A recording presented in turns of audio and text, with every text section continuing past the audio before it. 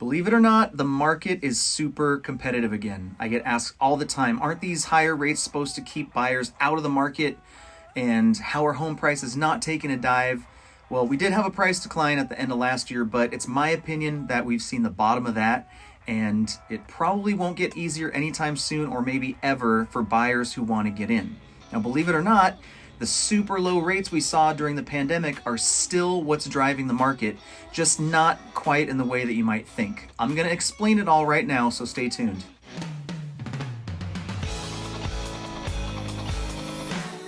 What's up? Happy Friday. It's Danny Cassis, your full-service real estate agent with eXp Realty, taking a work-from-home day because the weather is just too crappy, which I'm sure you're aware of and agree with.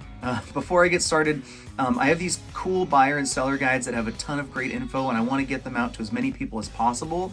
So click the link in the description if you want one. They're free, they're super helpful, and I made them just for you, so come and get them. All right, so what's the new normal in real estate? You're looking at it. Higher mortgage rates, high prices, driven by a low number of properties for sale, which I don't expect to change anytime soon. Let's rewind to 2020. Interest rates were lowered to insanely low levels in order to stimulate the economy during the pandemic, and money became super cheap to borrow.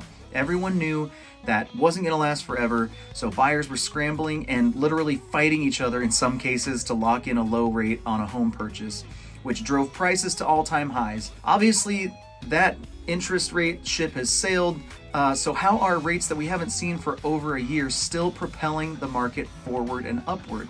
Let's look at it from a homeowner's perspective, which is the supply side of the market, to see the effect of those low rates on the market now. If you were an existing homeowner during the pandemic, you probably refinanced into one of those super low rates, as low as 2.5% in some cases.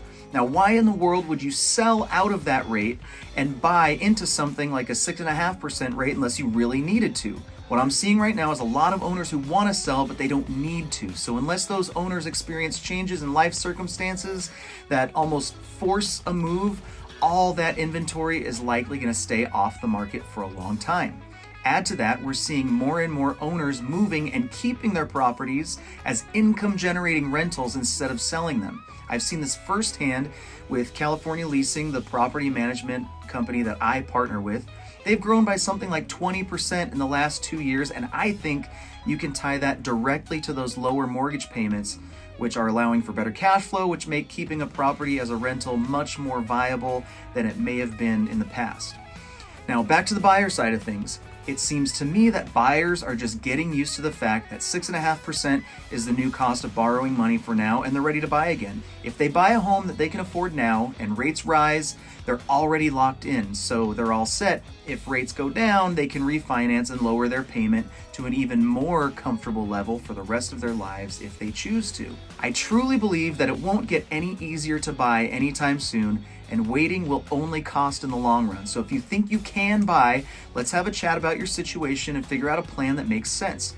If you're an owner thinking about selling, now might be a great time to do so because there are so few properties for sale across the board, and that means less seller competition, which translates to your property being a magnet attracting more of those buyers that are willing to pay top dollar for your property. So reach out to me if you'd like to know more about what selling in this market would look like. And if there's anything I can do to help you, I'm just a call, text, or email away. So as always, I hope you have the best day ever, and I hope to hear from you soon.